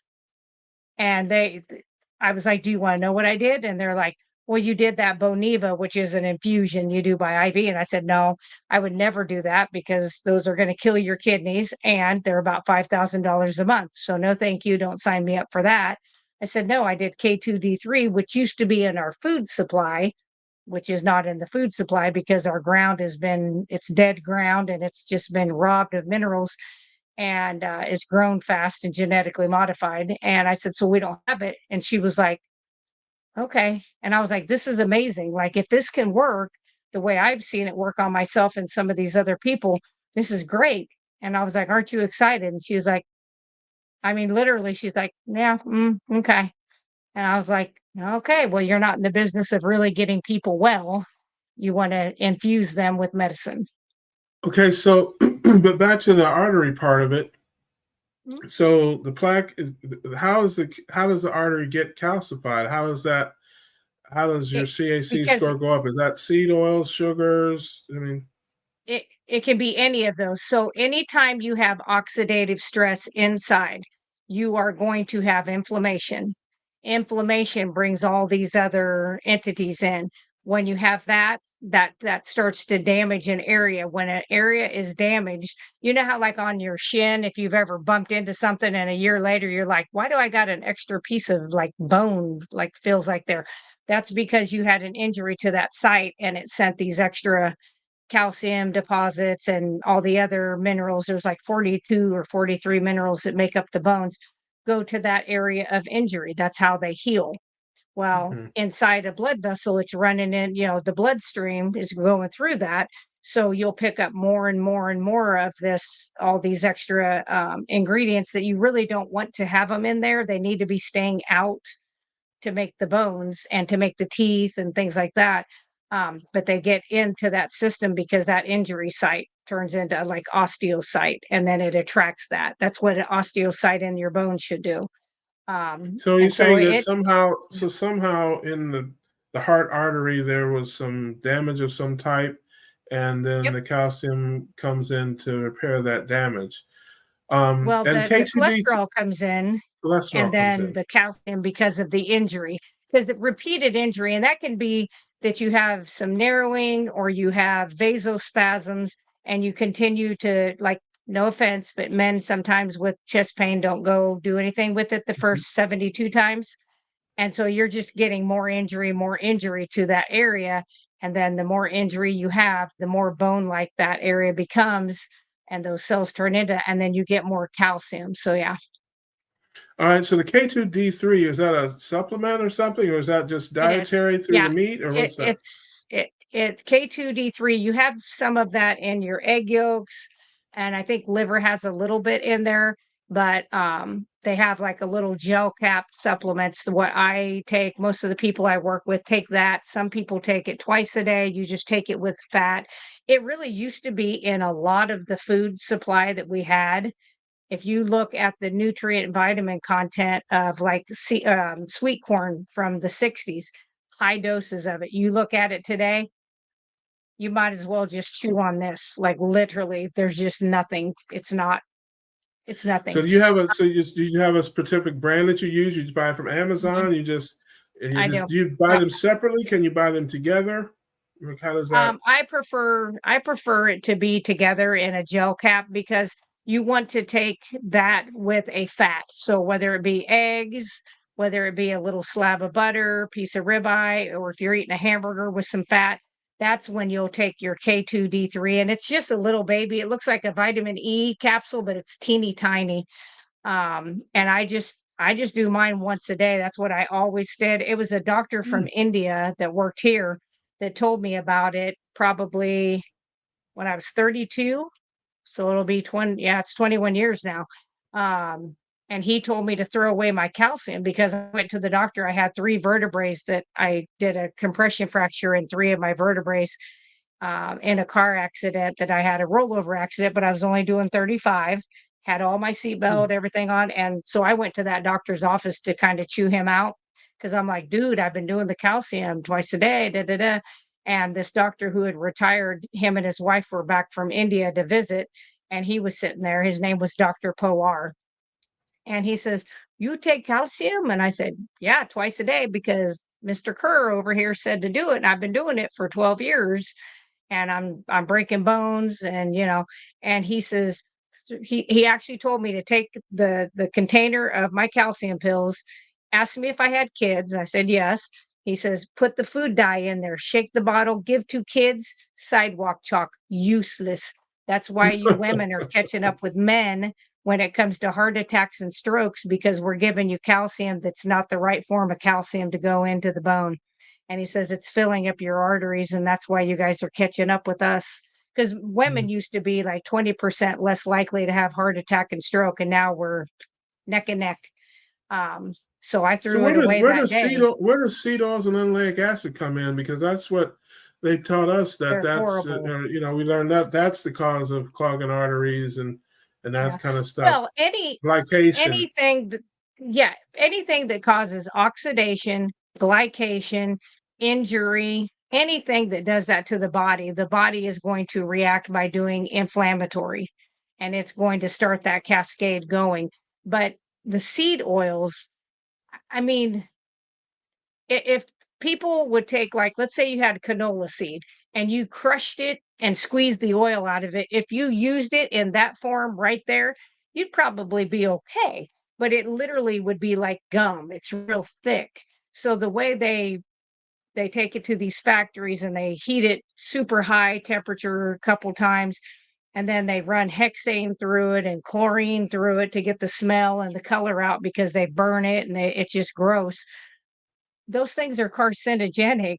So then, and it was supposed to be used for like our hydraulics and our tractor lubricants. Mhm. And then they had such a massive supply of it left after World War II, kind of like the fluoride left over from the ammunitions, that they were like, hey, let's put this in their food and their toothpaste and their water, and they'll buy it. And it's okay, and then we'll make money off of them when they get sick.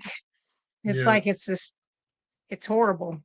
All right, so I want to make sure I have this clear. This is breaking. This is breaking on the Keto Cookout. We have Laura Russell, healthy carnivore, 20 plus years nurse. You are telling our folks today that it is your opinion that they can reverse their calcium and their artery plaque by eating a ketogenic diet, high fat, high protein, low carbohydrate, and supplement with K2 and D3, and they can say goodbye to the plaque in their coronary arteries. And that is your opinion tonight. Absolutely. How about that? I can't believe I got all that right. Well, there you have it. Well, are you sure? I'm gonna give you a chance to back out of that. Yep. Nope. All 100%. right. So somebody had a question. How do I regrow my teeth?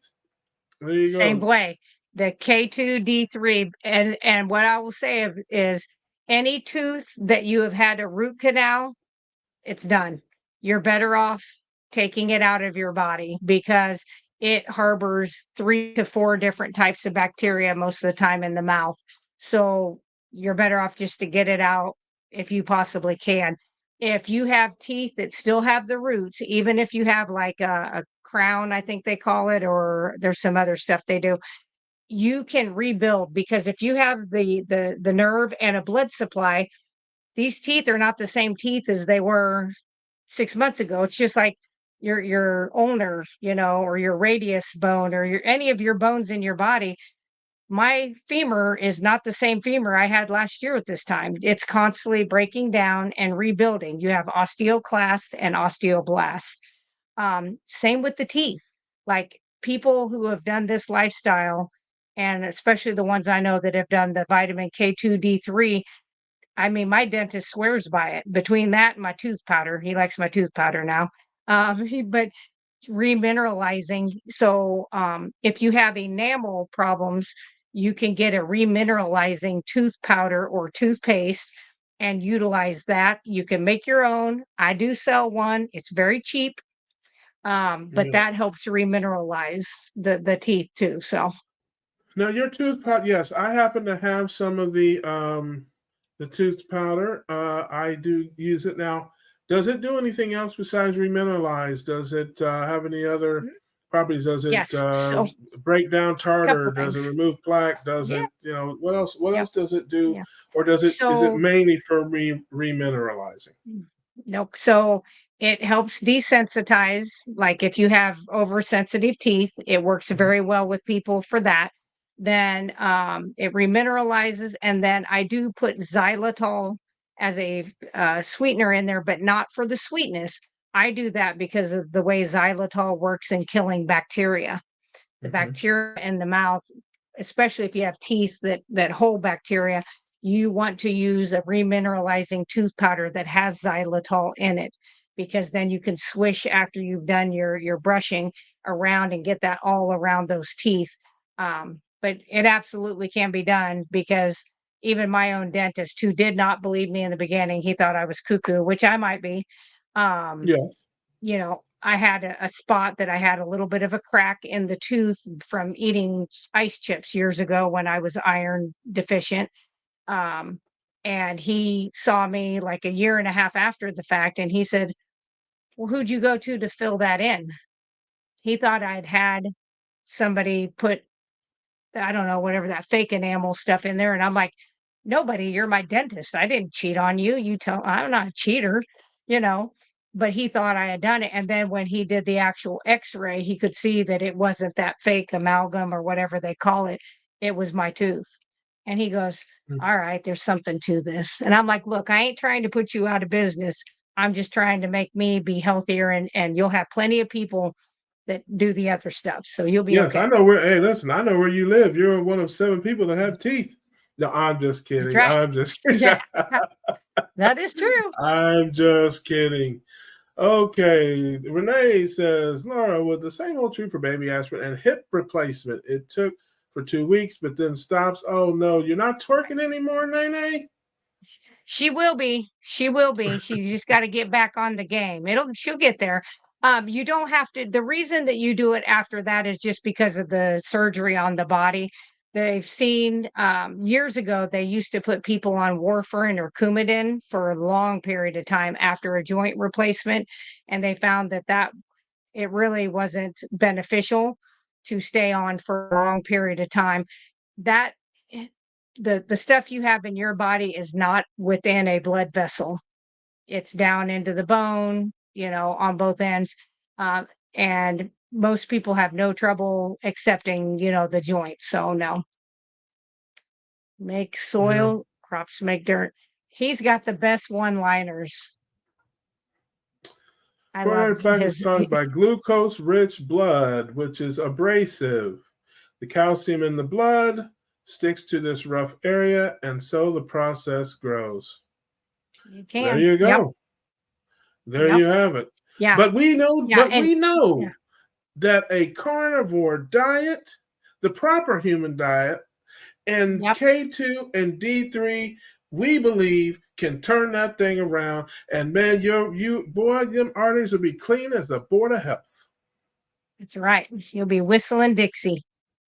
Hello, Carnival family. Cena Nails. Very thankful for encouragement and carrying help to people. My CA score was 5,300. 10 years Wow. of 1,200 to 200 calcium citrate from them taking my Parathorns K2. Cena, Oh, appreciate you being here. That Ooh. is wonderful. That is wonderful. Yeah. And we're Yeah. happy to be here to encourage you. And you're welcome here anytime. Yeah. Tuesday nights, 9 p.m. We're winding down a little bit now, but Yeah. is that Yeah. K2? Is that calcium citrate? I don't know. Is that what she's saying? I'm not sure.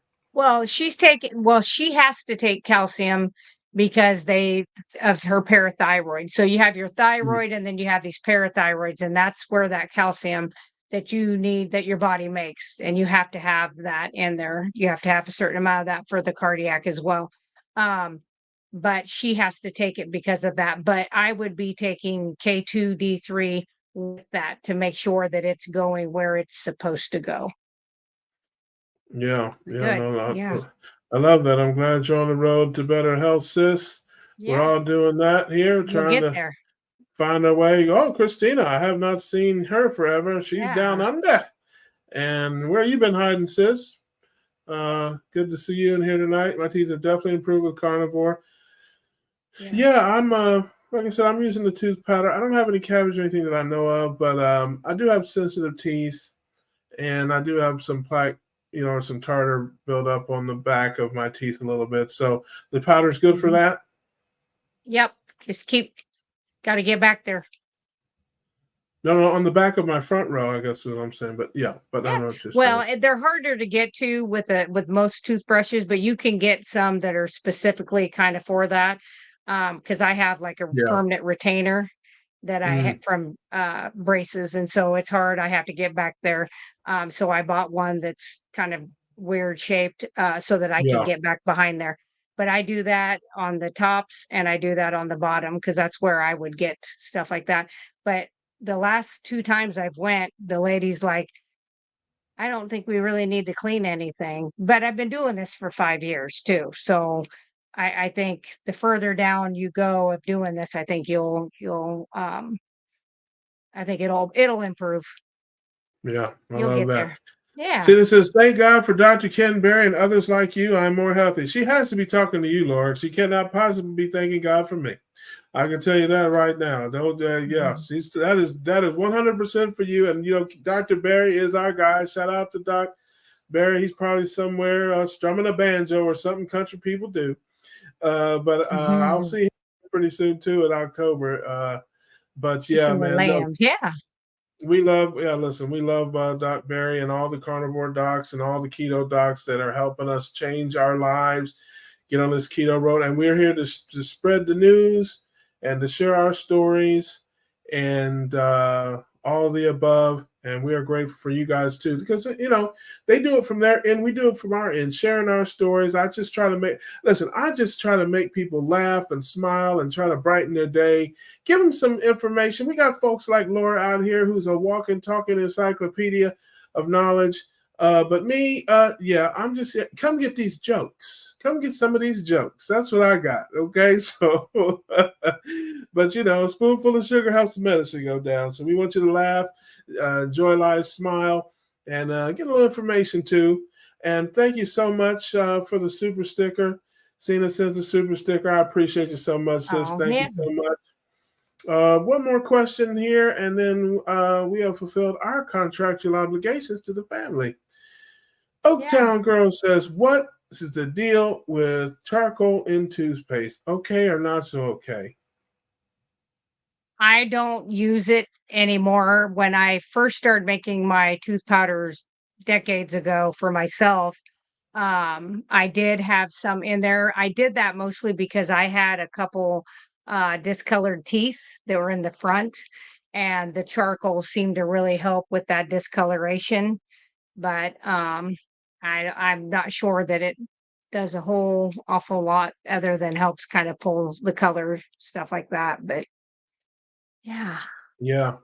Yeah, I've heard negative things about that. I don't know. And listen, you guys know me. It's above my pay grade. I can't give you a whole lot of details, but I'm sure you could get on YouTube and find some Yeah. answers, get some questions about that. But I have heard that it's not really the best for you. So I don't know for sure. But Laura's tooth powder is the best for you, and it's scrolling on there. Russell Brands with a Z. www.russellbrands.com. Why don't you, on the way out here, just hype yourself up there and talk about a few of your products and and the cool things you got over there on your channel, sis. Yeah, so like today when I got off of work, I made vanilla body soap with tallow. So it's just tallow, lye, and filtered water, and then the essential oil. So, but those take 4 weeks to cure. I make my shampoo bars for people who have hair. Even beards, you can use it on Okay, beards even. But there you anyway, go. Yeah, I I'm just love that. saying. um, but it's really good for your hair. It helps clean and get rid of a lot of the gunk, and you're not putting all those chemicals on. I make deodorant, I make shave cream, I do the tallow lotion, which I actually put on while we were on here, which this is my favorite one. It's peace scent, and it doesn't smell like a hippie.